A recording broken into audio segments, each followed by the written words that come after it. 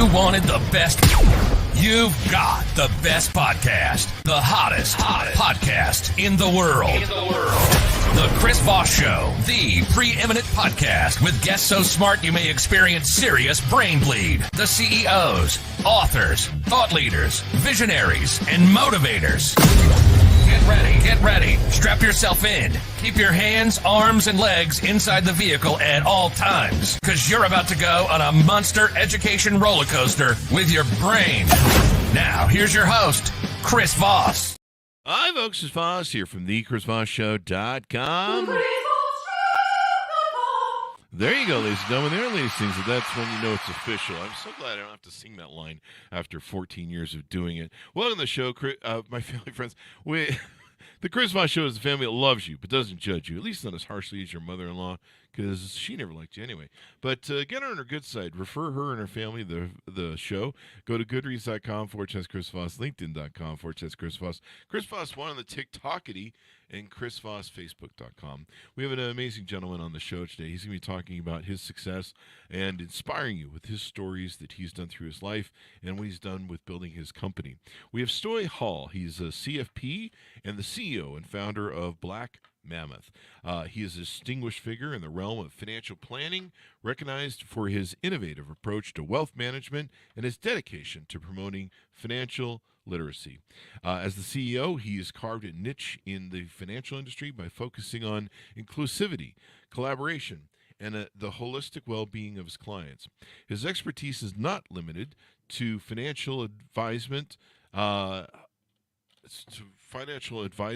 He's also a founder and fund manager at, is that Kalal Capital? Kala Capital. There you go. I'm never good when they have those little the little hyphens over the letters there. I'm still trying to figure out how to say Motley Crue. And his strategic insights drive the firm's success. Welcome to the show, Stoy. How are you? I appreciate it. I'm doing well. I mean, I'm in Iowa right now. Just got from Orlando. It's sunny here, which is great, but it's 32, so it is what it is. Now, are you guys based in either of those cities? Technically, yes, in Iowa, but we're virtual. We're nationwide. We're looking at moving maybe to Denver, Phoenix, but ultimately we're just virtual firm. Story? Yeah. Oh, there you go. The audio dropped out a little bit on your end with the internet. You said you're looking to move to Denver? Yeah, either Denver or Phoenix. We have friends and family there. There you go. Move to Phoenix. It's warmer. Oh, yeah. As long as you can deal with the heat.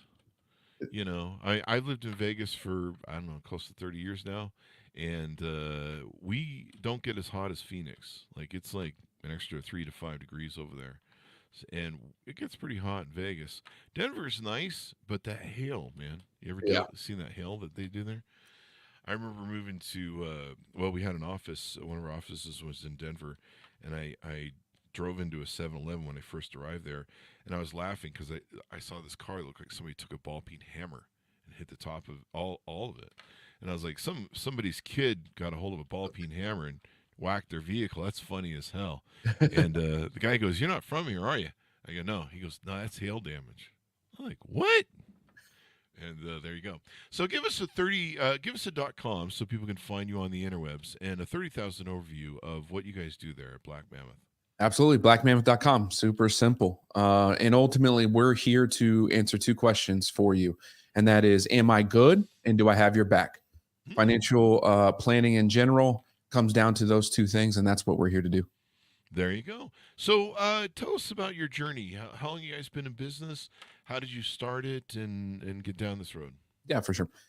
Business has been around technically for we're going on 4 years because we started in September 2020. I've been in the industry for 13, and I wanted to, throughout my whole career from insurance to other firms, was create what I have deemed a modern family office. And a lot of people don't exactly know what a family office is, but your ultra high net worth have this entity called a family office. And really what it is, it's a group and a team of professionals that do all the back end things so that they can live their lives the way they want to, in a very simple way. And so I wanted to create that, but I wanted to modernize it so everyday business owners could participate in that, because I ultimately think we all should have a team that has our back and helps us in every situation so we can focus on the things that we're passionate about. And so launched that in September 2020, and here we are. There you go. And so, what are some of the aspects of that family office? What are the services that you provide there? Yeah, the fun ones, the ones that I get the most giddy about are everyone has chaos, right? Us business owners, we live in chaos. We live for Eh, chaos. Exactly. And I love to take that chaos, organize it, and allow them a path forward, right? And then have my team on the back end handle it. For example, one of my clients just moved to Florida within the last year, but her business is still operating in Iowa. And they needed a new vehicle for their staff because they're interior designers, so they travel. Well, she's gone. She's not here. So what I did is I got on the horn, found the vehicle, got the lending lined up.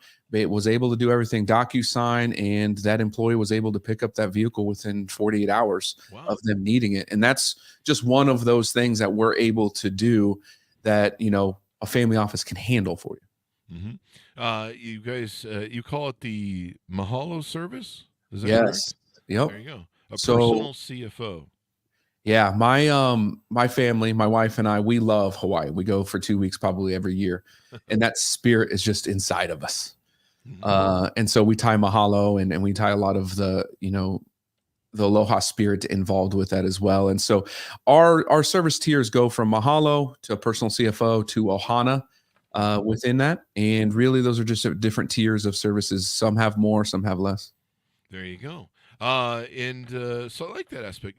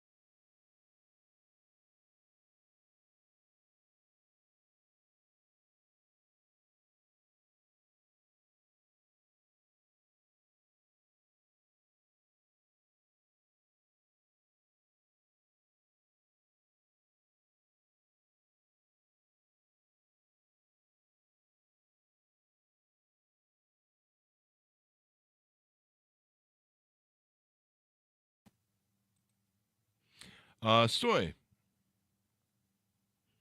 There you are. Stoy, how are you doing, man? I'm doing good. I'm doing There good. you go. We had some, I don't know if it's on our end or if it's just the internet in general, but we did a restart real quick.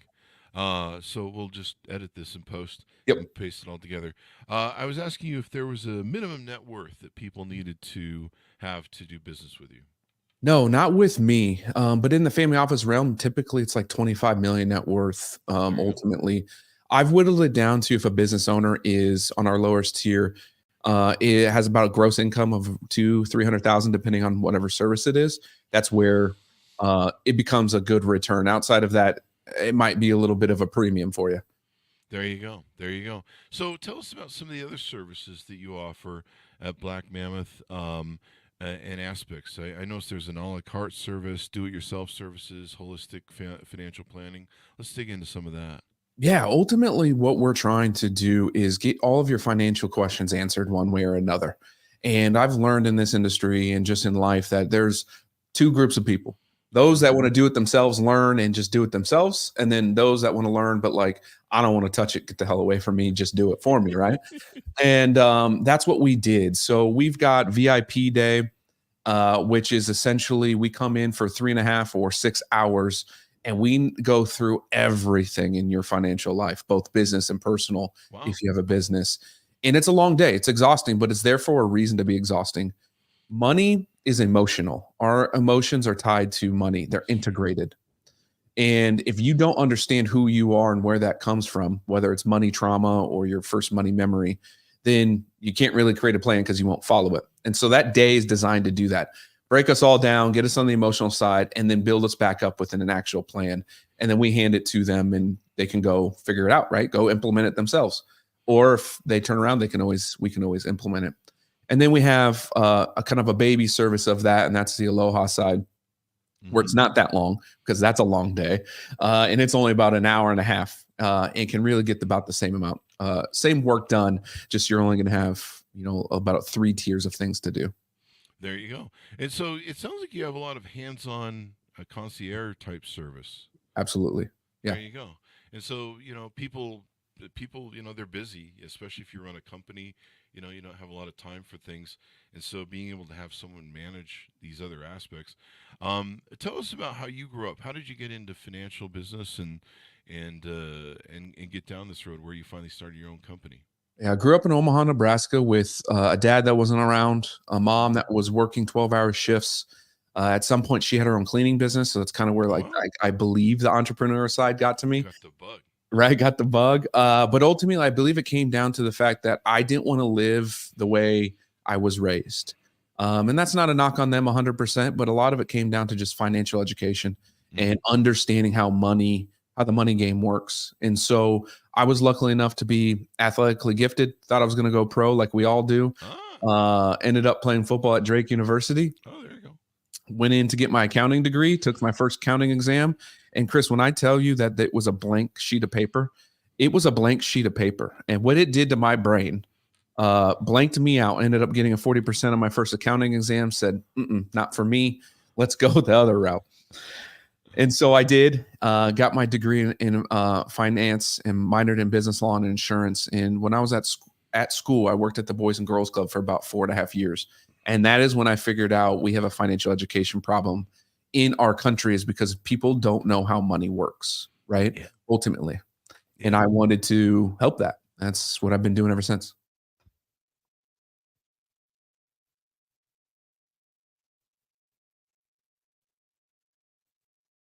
Credit works, how taking out a mortgage works or a loan, how to balance your checkbook, all that sort of stuff. Like, I see some of these. There's a few TikTok accounts. There's one that's really funny that the guy reviews a lot of young people face to face, their debt load and their finances, and like you see some people that are really upside down, and you're just like, holy crap, and they just are completely financially, monetarily illiterate. Maybe that's the right word.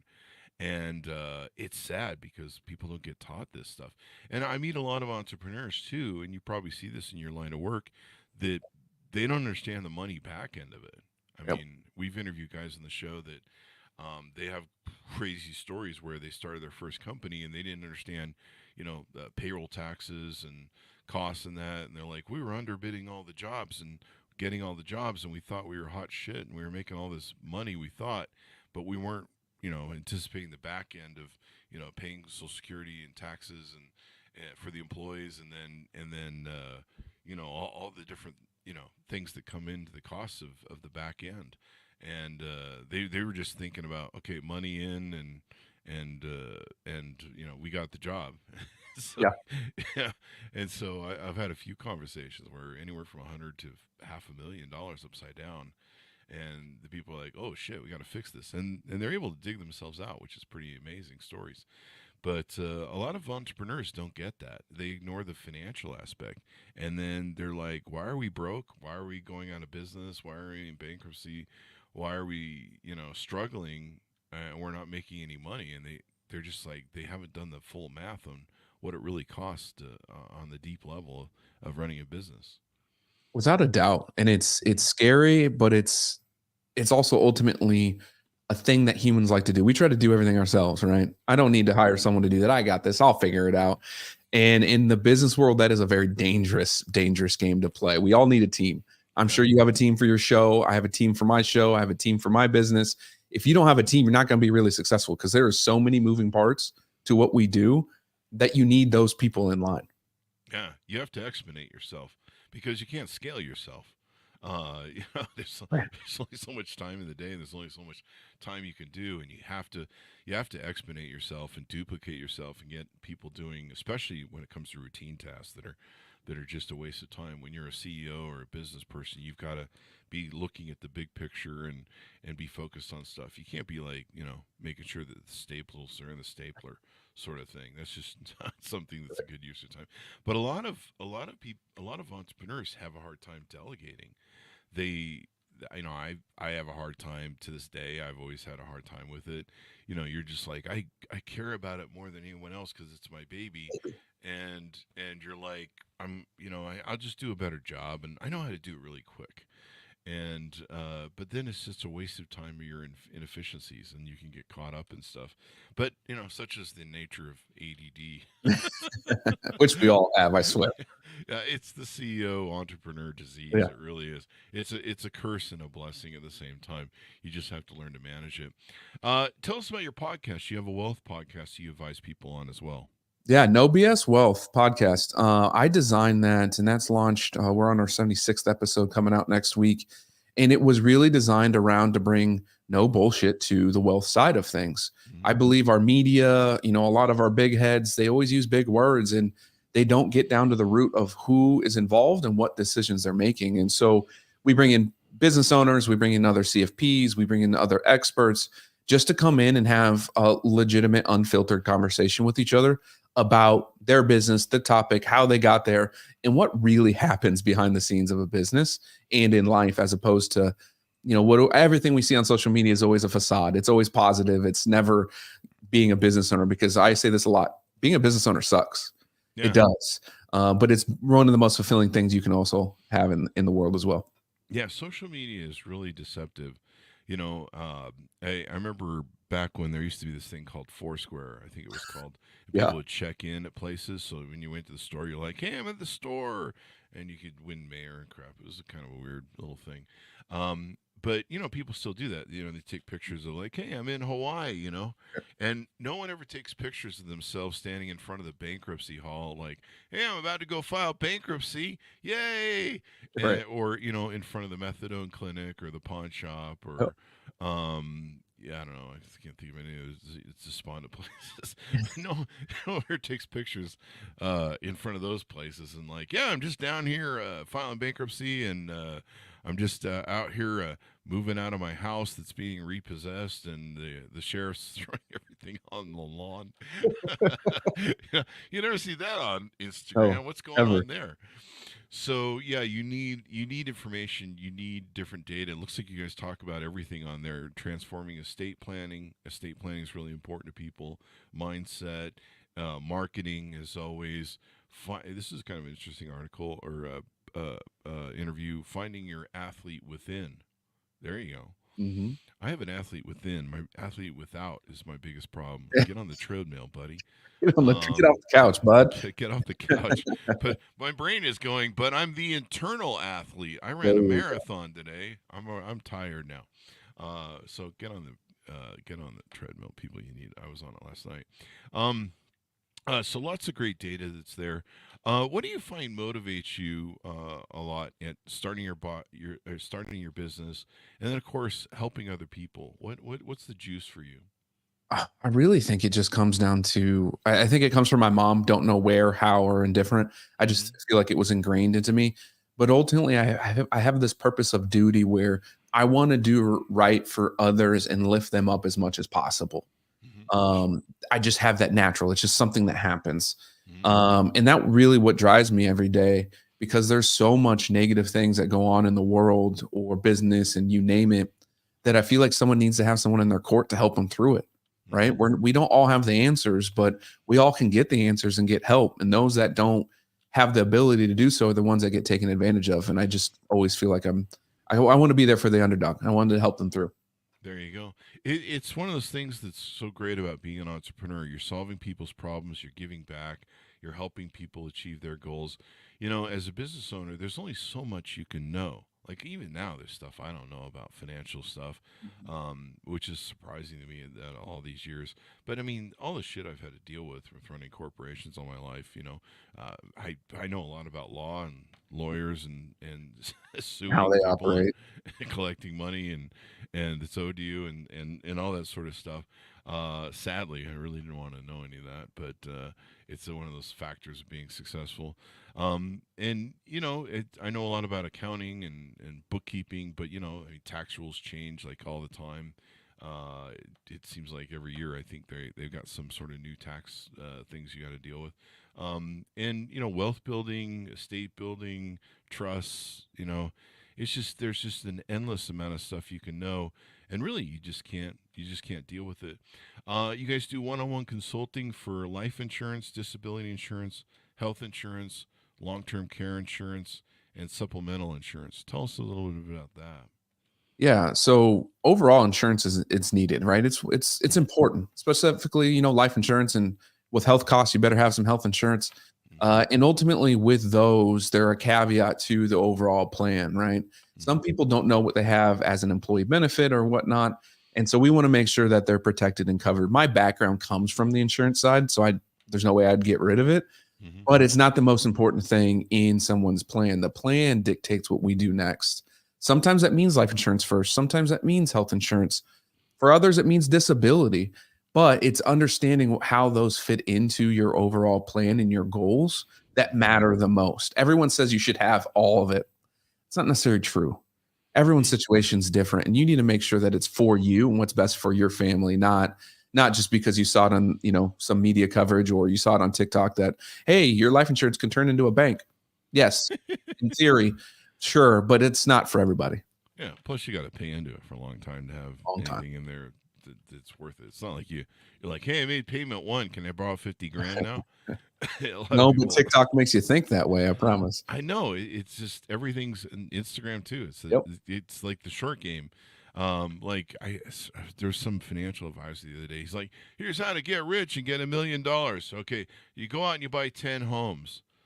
And like there was some financial trollers that they actually do their business of trolling some of these kind of crazy videos, and the guy's like, where are you getting the money to buy 10 homes? Like you just he's giving advice to young people, Gen Zers, on how to get to being $1 million net worth. You just go buy 10 homes and rent them out, and you're just like, the Gen Zers got like 50,000, 70, whatever it is, I don't know, in college debt. Like, right. Where are they getting lending? Where's he getting this 10 homes money? Right. and these 10 homes, like, and it's always a boomer or Gen Xer. I guess I'll throw some shit at my generation. It's always a Gen Xer telling them, and we had homes that you could buy for 40 grand back in the day. So we're just like, buy 10 homes. And it's like, 10 of those homes in my generation is one home. So there you go. Absolutely. But insurance, life insurance, disability insurance are really important because most entrepreneurs are the core of their business. Right. And if anything happens to them, disability, they're taken out, they pass away, there's usually not backup for them. And so, being covered by insurance, being covered for their family if they have a wife and kids is really important because, if you get disabled as a business and you're the key person, especially like a blue collar business where you can get, you have high risk of injury on the job, that can make a big difference. There you go. You guys handle investment strategies, so you sit down with people and help them as to what they should do with their investments, accounts in the market, etc. Tell us a little bit about that.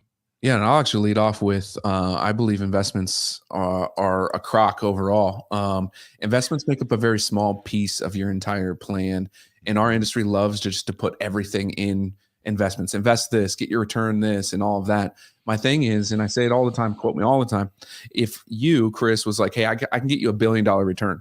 Awesome. That's fantastic. But I have $0 to put in. Guess what? It's still zero. So if I can't focus to get money in, then there's no point in investing. But so we take that philosophy and we try to manipulate people's opinion on it And I say it that way specifically because investments aren't just stocks, bonds, mutual funds.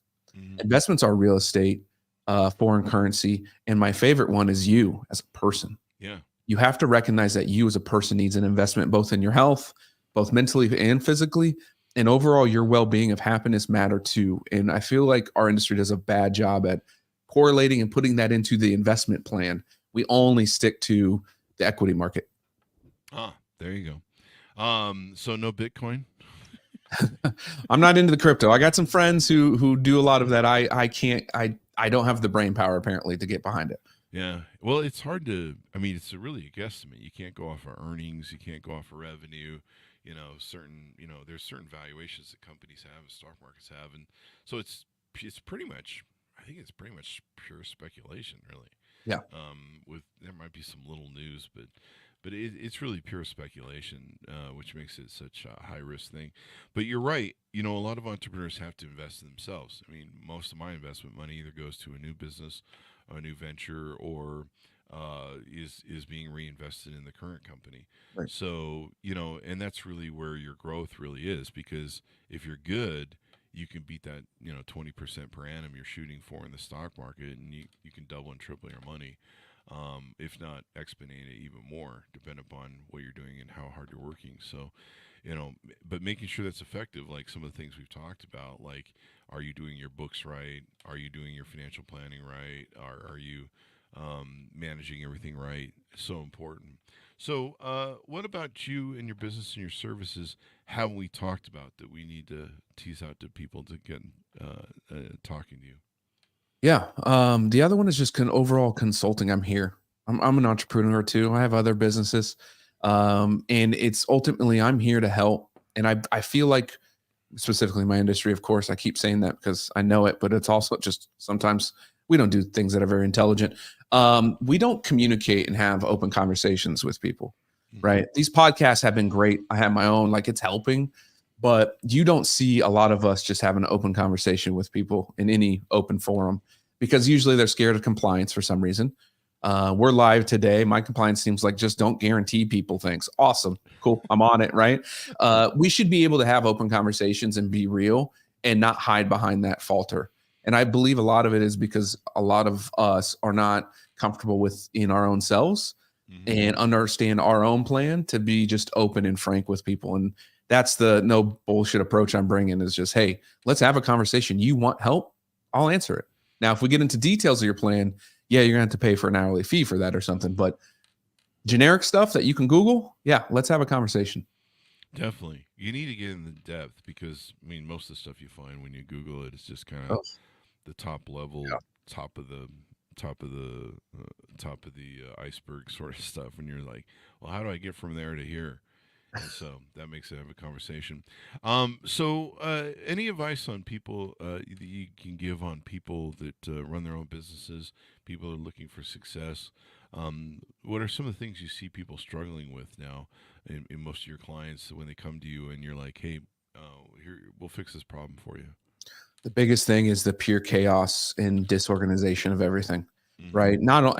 And obviously from a business perspective, you had spoke about it, is we wear a lot of different hats, from legal to accounting to just staffing to actually getting sales. Like, there's so many different things a business owner has to deal with, that then also you need to do that as a personal side of things too. And they usually forget one or the both. And it's ultimately all that organization. You need to sit down and look at all of it as a big picture and step away from the nitty gritty, down knees deep into the sand type of stuff. And that's where I say you need to take that first step in figuring out how to build a team, or hiring someone to help you hire a legitimate team. And when I mean team, I don't mean like internal, more staff for you. I mean experts on the outside that can come together and help you within that, whether it's CPAs, bookkeepers, financial planners, attorneys, etc. You need to start to build that team to help you through. And the first thing is just take the first step. And if it's a call to me, do it. There you go. There you go.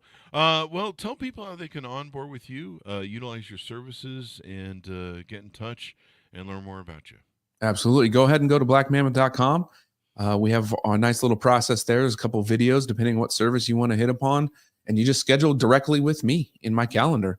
And then we go through it and we have a nice little chat. If you aren't ready for that next step, go ahead and hit up all the social medias. I'm everywhere except for Reddit because they kicked me off. Go ahead and do all of those.